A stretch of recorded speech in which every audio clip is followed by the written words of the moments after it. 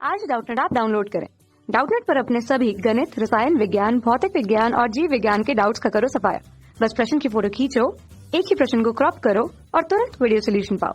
अभी डाउनलोड करें। नमस्कार दोस्तों, हमारा प्रश्न है कि दोस्तों यहाँ पर हमें प्रश्न में पूछा गया है कि एरोमेटिक यौगिक के कणों में समान प्रदर्शित होते हैं। तो दोस्तों हमें बताना है कि एरोमेटिक यौगिक के जो कण होते हैं, ठीक है, इनमें क्या चीज समान होती है। हमें यहाँ पर 4 विकल्प दिए गए, हमें बताना है कि एरोमेटिक यौगिक में क्या समान पाए जाते हैं। ठीक है, तो सबसे पहले दोस्तों हम जानते हैं कि हमारे जो एरोमेटिक यौगिक हैं वो हमारे कौन कौन से होते हैं। जैसे कि हो गया बेंजीन, फिनॉल, ये सारे हमारे किस में आते हैं, एरोमेटिक यौगिक में आते हैं। और दोस्तों इन्हें हम एरोमेटिक यौगिक क्यों कहते हैं, तो दोस्तों ये जो हमारा एरोमेटिक यौगिक क्यों कहते हैं, क्योंकि यहाँ पर हमारा क्या होता है, हकल्स रूल लगता है। अब दोस्तों इस रूल के अनुसार हमारा क्या होता है, ये दोस्तों ये जो हमारा बेंजीन है ये हमारा क्या है, एक तरह से एरोमेटिक यौगिक है। ठीक है, और ये दोस्तों हमारा जो बेंजीन है, यहाँ पर हम कह सकते हैं कि ये जो हमारा बेंजीन है इसमें जो ये सारे कार्बन है, यहाँ पर हमारा जो कार्बन है, यहाँ पर हमारा कार्बन है, ये सारे कार्बन क्या होते हैं दोस्तों, sp2 संकरण में उपस्थित होते हैं। तो हम कह सकते हैं कि यहाँ पर हकल्स रूल क्या कहते हैं, इसके अनुसार से ये जो कार्बन है ये क्या होने चाहिए, हमारे sp2 संकरित होने चाहिए।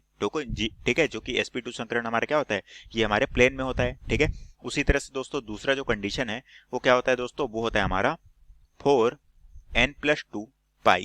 ठीक है, हम कह सकते हैं कि यहाँ पर 4n+2 पाई यहाँ पर व्यवस्थित होनी चाहिए। अब दोस्तों यहाँ पर n की जगह में क्या होगा, n की जगह में दोस्तों यहाँ पर 0, 1, 2, 3 इंफिनिटी तक हो सकता है। ठीक है, अगर दोस्तों मैं यहाँ पर n की वैल्यू 0 रखूं तो यहाँ पर हमारा क्या हो जाएगा, ये हो जाएगा 4, n की वैल्यू हो गई 0, तो यहाँ पर हो गया हमारा 2।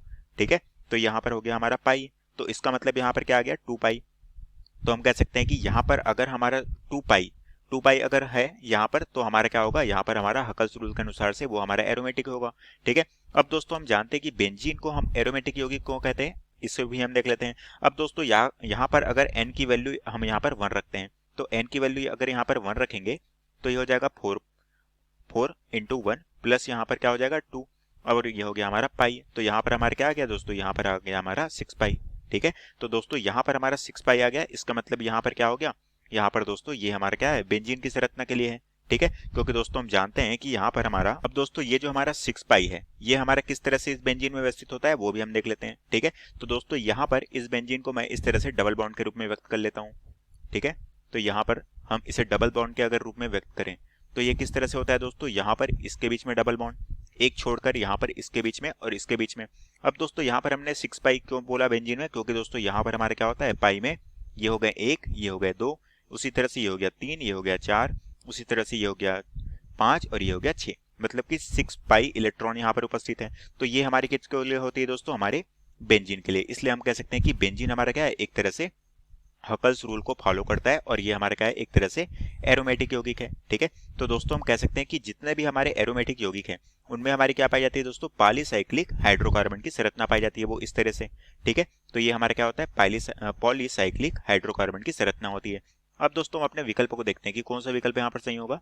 सबसे पहला विकल्प दोस्तों यहाँ पर हमें बोला गया था कि बेंजीन। ठीक है, तो दोस्तों हम कह सकते हैं कि यहाँ पर जो हमारे यौगिक के कण हैं, ठीक है, एरोमेटिक यौगिक के कण, तो ये कण जो है वो हमारे किस तरह से व्यवस्थित होते हैं, ये होते हैं दोस्तों हमारे हकल्स रूल के हिसाब से 4n+2 पाई के रूप में। अब दोस्तों यहाँ पर हमारा जो 4n+2 पाई ये हमारे हकल्स रूल के हिसाब से होना चाहिए।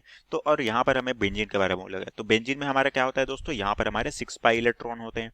ठीक है, और यहाँ पर हमारी n की वैल्यू क्या रखनी पड़ती है, n की वैल्यू यहाँ पर 1 रखनी पड़ती है। पर दोस्तों यहाँ पर हमें बेंजीन के लिए नहीं, सारे एरोमेटिक यौगिक के कणों के लिए पूछा गया है, तो दोस्तों ये ऑप्शन हमारा गलत होगा। उसी तरह से दोस्तों ये है हमारा टालविन, तो दोस्तों टालविन यहाँ पर ऑप्शन ये भी हमारा गलत हो जाएगा।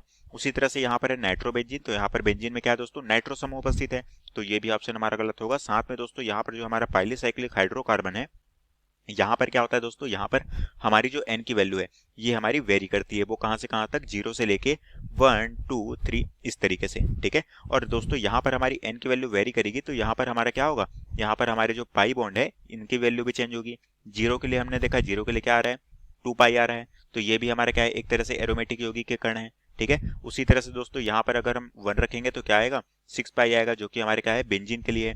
तो ये सारी वैल्यू जो है दोस्तों ये हमारी क्या होती है, इस तरह से हमारी जो है एरोमेटिक यौगिक में क्या बनाती है, पॉलीसाइक्लिक हाइड्रोकार्बन की संरचना। तो यहाँ पर दोस्तों हमारे जो कण है वो इस तरह से पॉलीसाइक्लिक हाइड्रोकार्बन में व्यवस्थित होते हैं। तो ये हमारा ऑप्शन क्या हो जाएगा, बिल्कुल सही उत्तर हो जाएगा। तो आशा करता हूँ दोस्तों आपको ये प्रश्न समझ आया होगा। धन्यवाद। कक्षा 6 से 12वीं से लेकर नीट, IIT, JEE वो एडवांस के लेवल तक 1 करोड़ से ज्यादा छात्रों का भरोसा। आज ही डाउनलोड करें डाउटनेट ऐप या व्हाट्सएप करें अपने सारे डाउट्स 8400 400 400 पर।